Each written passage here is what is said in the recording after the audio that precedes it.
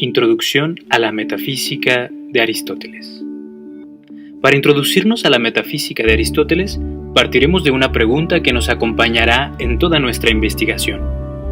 ¿Qué es lo que hace que todas las cosas, entes como una piedra, una planta, un hombre, etc., sean lo que son? ¿Y de qué manera se generan? ¿Y cómo se extinguen o corrompen?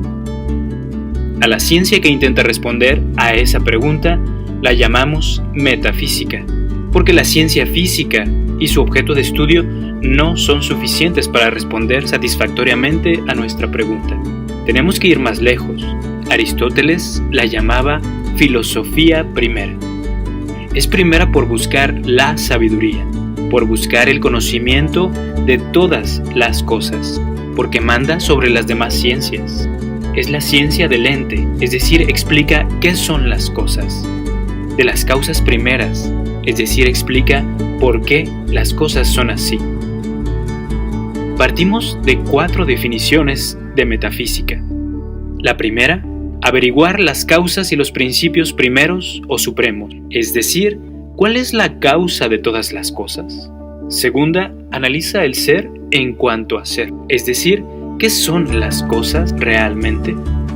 Tercero, examina la substancia, es decir, ¿cuál es la esencia de las cosas? Y cuarto, investiga a Dios y la substancia suprasensible, es decir, ¿existen los entes suprasensibles? Primera definición, ciencia de las causas primeras. Esta ciencia busca el principio a partir del cual todas las cosas son, se producen o se conocen. Por ejemplo, si tenemos una hoja de un árbol, podríamos preguntarnos ¿por qué esta hoja existe? Tenemos 4 respuestas. Primero, por su causa material, es decir, gracias a sus elementos materiales, por ejemplo, el bronce de una estatua. Segundo, por su causa formal, es decir, gracias a un sistema que ordena esa materia de tal modo que funcione como una hoja. A ella nos referimos cuando definimos las cosas. Tercera respuesta, por su causa eficiente, es decir, gracias a una fuerza que generó el movimiento de los elementos para que constituyeran esa hoja. Por ejemplo, el padre que genera a un hijo. Cuarta respuesta, por su causa final, es decir, existe porque persigue una finalidad, un bien. Por ejemplo, hacer dieta para alcanzar la salud. Segunda definición, ciencia del ser en cuanto a ser. Lo primero que hay que decir del ser es que cuando decimos lo que las cosas son, lo hacemos en muchos sentidos, pero todos hacen referencia a una unidad y realidad determinada, a la sustancia de la cosa o usía. Esto es el ser y no es algo generalísimo, ni abstracto o uniforme. Es lo que hace que cada cosa sea lo que es y exista. Cuando decimos que algo es, nos referimos a 4 cosas: a sus accidentes, a su ser por sí mismo, a su ser en cuanto a verdadero o falso y a su ser como potencia o acto. Estos son los 4 significados del ser. Estudiaremos cada uno de ellos. Primero separaremos los accidentes del ser por sí mismo, es decir, sin accidentes. Los accidentes de las cosas son atributos que no le pertenecen necesariamente, los tiene accidentalmente o fueron sobrepuestos. La esencia de las cosas, el ser por sí mismo, son todos los atributos que por sí mismo le pertenecen necesariamente y que no puede ser de otra manera. Por ejemplo, de un gato con botas, las botas serían su accidente, el felino en sí su esencia. De un músico, su accidente es la habilidad musical. Su esencia es el animal racional, el hombre en sí. De un perro ciego, su accidente es la vista dañada. La esencia, el canino con su capacidad de ver. De un hombre moreno, su accidente es el tono de su piel. Su esencia es el hombre en sí. De una bebida caliente, su accidente es la temperatura. Su esencia, el líquido. Distinguimos los accidentes porque no se dan necesariamente ni en la mayoría de los casos. La materia es el causante de ellos. Por ejemplo, de 10 perros, todos tienen atributos distintos en función de la materia, pero todos son animales en función de la forma. En cuanto a la esencia, sus características son determinadas por la forma. La metafísica se ocupa fundamentalmente de esta manera de ser y de sus causas. Si pudiéramos reconocer los atributos no accidentales, sino esenciales de una cosa, entonces podríamos acusar cuáles son esas propiedades según 8 categorías. Por ejemplo, decimos o acusamos que es un gato, refiriéndonos a la substancia. Decimos o acusamos que el gato es pequeño, refiriéndonos a la cantidad. Que el gato es peludo, refiriéndonos a la cualidad. Que el gato es más grande que, refiriéndonos a la relación. Que el gato está en la cocina, refiriéndonos al lugar. Que el gato está en la cocina ahora, refiriéndonos al tiempo. Que el gato está dormido, refiriéndonos a la acción. Que el gato es alimentado por su madre, refiriéndonos a la pasión. Si nos damos cuenta, todas las categorías hacen referencia a una sola, a la primera, la substancia, es decir, al gato en sí. La tercera definición del ser es el ser como verdadero o falso. Estos son juicios que hacemos de las cosas, existen en la razón, no en las cosas en sí, y tampoco son objeto de esta ciencia.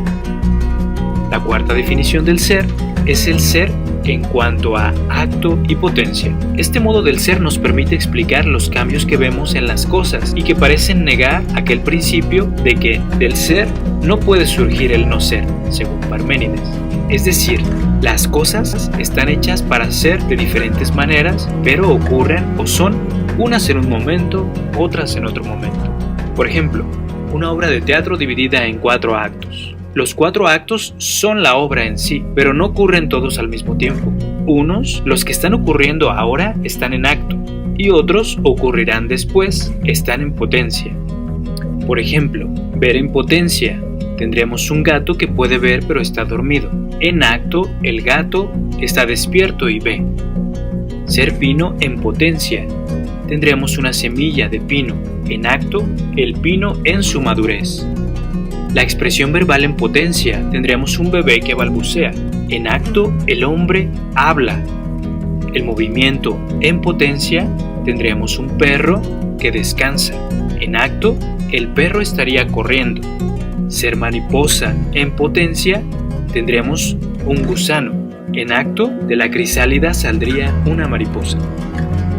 Ahora, ¿cómo actúa el acto y la potencia respecto a la materia y la forma? La potencia reside en la materia que es capaz de recibir la forma, es decir, de ser informada. La forma es acto o actuación de esa capacidad de la materia. El acto también lo llamaremos entelequia, es decir, que trabaja activamente en sí misma para conseguir un fin. Tenemos por un lado la materia, que tiene la potencia de recibir una forma. Esta materia es propiamente el sujeto de los cambios, ya que la forma no cambia.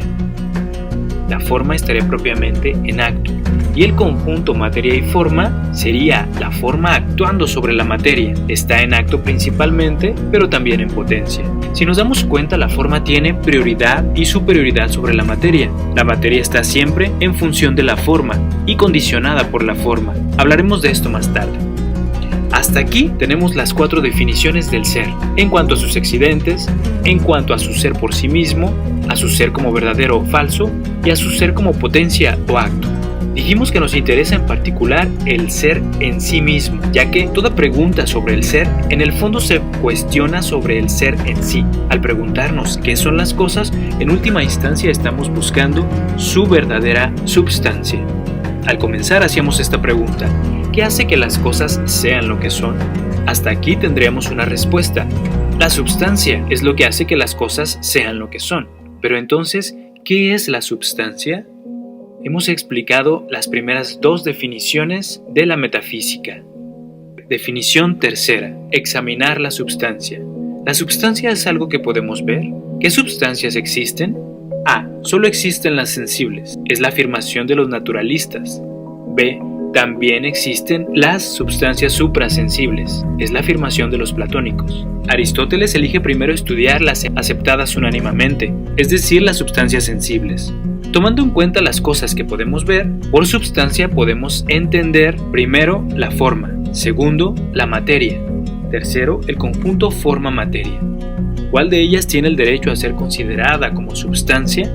La que reúna estos 5 caracteres definitorios. Primero, que no es inherente a otro, no se predica nada de él, sino que es objeto de predicación, que puede subsistir por sí o separadamente del resto, que es determinado y no universal o abstracto, que tiene unidad intrínseca y no un agregado de partes no organizadas, que está en acto y no solo en potencia.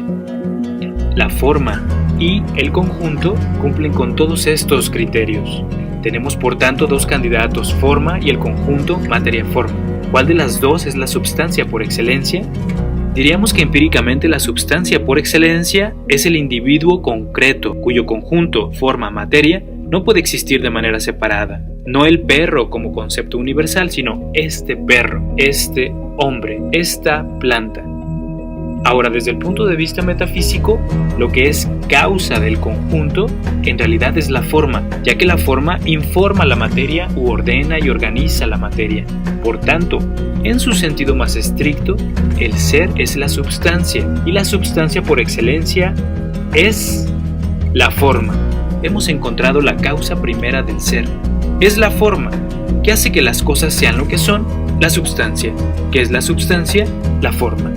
Y la forma es suprasensible e inteligible. Por lo tanto, la substancia sensible sí existe, pero también la suprasensible. Y la suprasensible en realidad es causa de la sensible. Hasta ahora solo hemos hablado de cosas de generación natural, perro, planta, hombre, en donde una forma es capaz de generar a otra de su misma especie, un perro a otro perro. Las cosas creadas por el hombre son producciones, generadas por obras de arte. En este caso su generación está dada por la forma que existe en la mente del artista y le da concreción con ayuda de un sustrato material. Por ejemplo, la escultura se concreta gracias al bronce. Hemos llegado a la última cuestión de la metafísica. Definición 4. Investiga a Dios y la substancia sensible. Volvemos a hacer la pregunta, ¿solo existen las sustancias sensibles? Ya vimos que sí existen las suprasensibles. Ahora haremos un nuevo planteamiento. La evidencia demuestra que todas las sustancias son corruptibles. Sin embargo, es curioso que hay dos atributos que son incorruptibles. ¿Sabes cuáles son? El tiempo y el movimiento. Estos parecen ser eternos. Para que el movimiento sea eterno, necesita de tres cosas. Primero, un principio que lo cause. Segundo, ese principio debe ser eterno e inmóvil. ¿Por qué inmóvil? Porque si todo cuerpo que está en movimiento es movido por otro, la única posibilidad es que quien ha iniciado el movimiento sea capaz de mover sin moverse. Pero si está inmóvil, ¿cómo puede hacer que otra cosa se mueva? Atrayéndolo. Hemos encontrado un motor inmóvil. De él procede el movimiento de todo el universo. Mueve las cosas atrayéndolas, siendo objeto de deseo y amor de todas las cosas. Y por tanto es el fin al que todo tiende. Tercero, debe estar totalmente exento de potencialidad. Estar en acto puro. ¿Por qué? Demostraremos esto explicando cómo el acto tiene prioridad sobre la potencia. Primero por noción. Sabemos la potencia de algo solo cuando conocemos el acto al que tiende. Por ejemplo, primero necesito ver un árbol para después saber que su semilla puede convertirse en otro árbol semejante. Segundo, por substancia. La forma en acto es quien condiciona a la materia en potencia, y el acto es el modo de ser de los entes incorruptibles. Tercero, por tiempo. Un árbol nace no de una semilla en potencia, sino de otro árbol en acto, es decir, el acto antecede a la potencia. Y además, en la cadena de entes que mueven a otros entes, aquel que comenzó todo necesariamente tuvo que estar en acto. Por estas razones el motor inmóvil es acto puro. Es falso que todo provenga del caos, porque el caos solo puede existir a falta de una causa que esté en acto, y esa causa en acto siempre ha existido porque es eterna. Por tanto, las cosas siempre han existido de la misma manera. Ese motor inmóvil siempre ha estado en acto puro y es Dios, cuya vida es la más excelente y perfecta de todas. ¿Cuál es esta vida? La del pensamiento puro, la actividad contemplativa. ¿Y Dios en qué piensa? En lo más excelente, en Dios mismo. Buscando la razón de ser de las cosas, encontramos la existencia de Dios como la substancia suprasensible perfecta. Por eso esta filosofía, para Aristóteles, es en realidad una teología. Concluiremos este recorrido diciendo que la metafísica de Aristóteles se distingue, entre otras cosas, por traer del mundo de las ideas la forma e insertarla en las cosas concretas e individuales, explicar el binomio indivisible materia-forma llamado hilemorfismo, dar una solución al problema del cambio en el ser al hablar del acto y la potencia, reconocer la existencia de las substancias suprasensibles y explicar la existencia de Dios como ser en acto perfecto.